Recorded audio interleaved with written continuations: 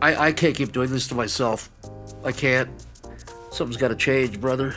Hey, it's Colin, and look, I promise this isn't that deep, and this isn't rage bait, and I genuinely love the show, but Smiling Friends is ending because the creative minds aren't having fun kicking along this series for a couple of more seasons. I mean, they said as much. They explained that's exactly why they won't hand it off to someone else. And yet, the copium has run rampant all over social media. Oh no, will we never get to see Charlie's home life? Like, really? Do you really want to see any backstories or character development on Smiling Friends?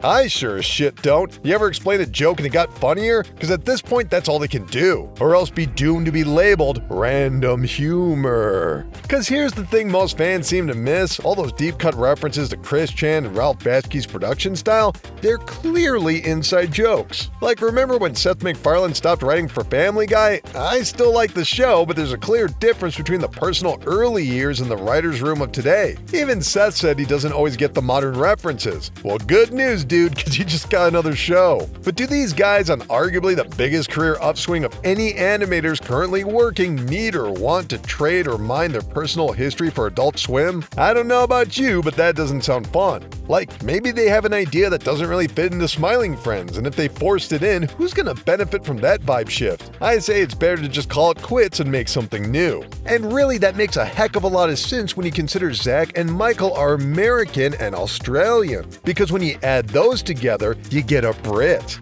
Even though the number of people wearing seatbelts went up, there's no decrease in the amount of accidents. Hard pivot to half a century ago!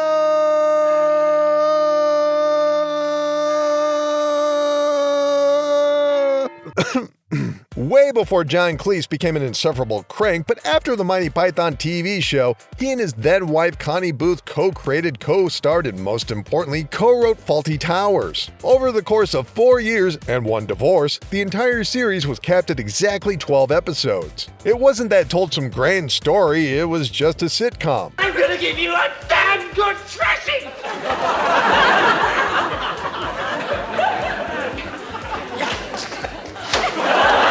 And it wasn't gone due to low ratings. This thing instantly became a watershed moment for television, a national treasure that has been exported and translated and adapted all over the world. Cleese and Booth simply invested so much time and energy into each episode they can be rewatched endlessly. In fact, I would say they improve with repeat viewings, with many jokes layered within, not unlike a stage play. And a lot of these went on to become pre-internet memes, not despite its short run, but because of it. Is there something wrong? Will you stop talking about the war? Me? You started it? We did not start it. Yes, you did. You invaded Poland. As those old Hollywood types with big cigars say, leave 'em wanting more, kid. Now, as far as I know, Zach and Michael are partners. Creative partners. And like any relationship, they either grow together or break apart. They've already started a studio together, they certainly don't need to keep working together beyond that. I hate to break it to anyone expecting a sequel series, but they each have their own established fandoms through YouTube and their own shows. And not to be all judgmental and shit, but how many Smiling Friends fans have actually watched YOLO? Yeah! Too bad Sarah's missing out on this!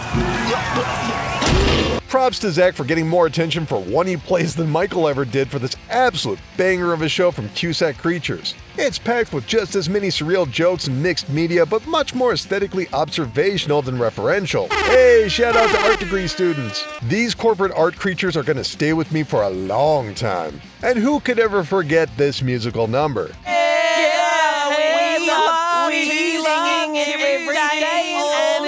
Crashing out at exactly 3 seasons, the exact same as Smiling Friends, Michael has said it's gone because no one watched it. Yeesh. Frankly, they both stayed in the cult internet fandom for so long, it's almost like they resent the success. Well, maybe it's because you've achieved everything possible in life and now it seems like there's nothing left to do. Hey, I just said that! I think that's exactly what they were talking about in the Mr. Frog episode from Season 3. Dude becomes an unbeatable champion without even trying and still feels utterly hollow inside. Now, I know fans liked this episode, but I personally thought it was pretty boring after the first act, or I used to. Rewatching it after the news of the series ending put the whole thing into a new light. No matter how random or goofy it was meant to be, the ultimate message is you must evolve and say goodbye to the past. It's not even subtext, he says it at the end.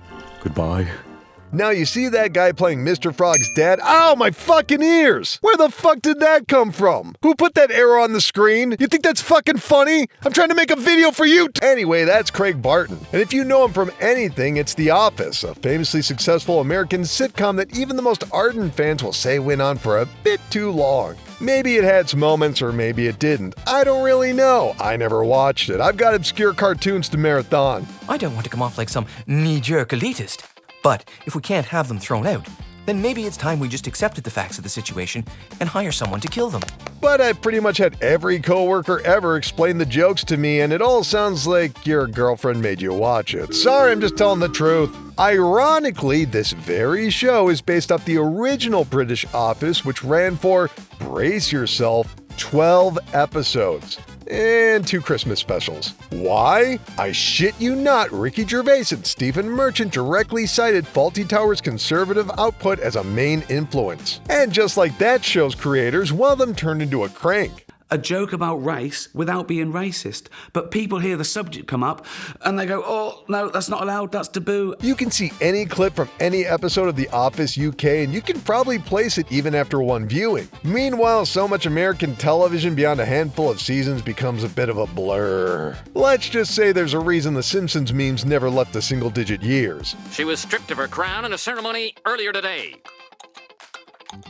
Well, that's obviously the wrong footage. And I don't want to imply that Smiling Friends Season 3 was bad or worse than any of the other seasons. I personally didn't like Silly Samuel. It felt like a bit of a retread to the better Season 2 opener. Oh, I swear to God, if I had my Grimly gun on me right now! But the B-plot, that's top tier. I mean, let's be real, it had a ton of callbacks, and once you start repeating things, even if they're good, they become traditional, or expected. For funny dudes like Zach and Michael, do they really want to become a television institution? Is there really any need for another Alan adventure, or reference to the boss being a gamer, or another joke about Glip not really doing anything? Well, actually, I don't know. That's a good question. Because all of these things are great right now, but if you do them again, you gotta remember, these guys are media nerds, hardcore fans of classic Adult Swim. They straight up shout out home movies and Xavier every chance they get. And they're right. You ever see home movies? There was a pool. Yeah. Those places are better than where I live, Brendan. Yeah.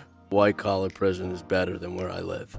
That's one of the saddest things I've ever heard. Coach McGurk is the best H. John Benjamin role, not even a debate. A lot of my favorite cartoon shows had criminally short runs. My kind of feel-good entertainment rarely cracks 30 episodes, and I wish I could argue that they only would have gotten better or that shows get better after 5 seasons, but they don't. Well, except American Dad, but even that new season is kind of sputtering. Look out! Let's be honest, comedy is really hard. It's all about invention. I think I heard Bob Newhart say it was like a riddle where you had to lead them to the punchline. It's the reason comedy writers go for chuckles and laughs, small and big jokes. Smiling Friends turned the dial all the way past 100 and broke it off. It's like Zach and Michael just wanted to see what would happen if they made a relentlessly intense comedy show. And really, if you're not the creative type, just think it out logically. If they stop right now or at season 5, what's the difference? They already made this show, it's already a success, it's done. They want to go and create more stuff from the ground up and throw it away just like they always have and just like they're doing with Smiling Friends. Oh, fuck it. Let's just go get some ribs or something. Yeah, good idea. Okay. Now, some might say the money makes it worth it, but nah, you can't force comedy. It's either there or it's not, and if all you care about is more funny cartoons, then trust me, you would notice if the creators weren't feeling it. I'm hammering this point home because I've seen so many other videos and Reddit posts given to wild speculation, but it's really just as simple as human beings don't have endless bandwidth. Heck, this exact same sort of job broke up a marriage. Or maybe that was just John Cleese. Papers are so much a part of it. They censor things. I mean, I could give you examples. If you want to, go on Twitter site and see the... And personally, I just want to say for a world of wannabe rich people, it's pretty damn cool they didn't sell out their creativity. Michael and Zach didn't let all their hard work turn into a job, which might sound contradictory, but shut up. Yep, that's right. You said it, Charlie. We'll just be on our way then. Wait, chill. We're not done yet. We saved the best for last. Now you might be wondering why Adult Swim let them walk away, and my guess is merchandise. Yeah, they're owned by Discovery. What did you expect? That company rather air reruns and sell merch, pure profit. And now they don't have to pay to make any scripted shows. Thank God. I mean, they're already gonna milk the hell out of this, might as well get out before it takes over the GameStop plushie section or whatever. Which is why I'll also be launching my own series, Smiling at Smiling Friends, where I review every episode and explain every joke in detail like any of this shit ever mattered. Remember to donate to the Patreon to get a bonus episode where I somehow talk about a fucking 12-minute cartoon show some more. Or I don't know, maybe I'll walk into traffic. I've got options. But seriously, that's just what I think. Thanks for watching, and how about a chat back in the comments about what some of your favorite short-run TV shows, or hey, tell me why Smiling Friends should continue under new showrunners, you hot take artist. My name is Colin Tanner from Video Games is Fuck, and I'll see you next time. Thanks, everybody. Hey, come on now, guys. We're schmaloogles, man. We don't fight. We sing and we dance. Fuck you!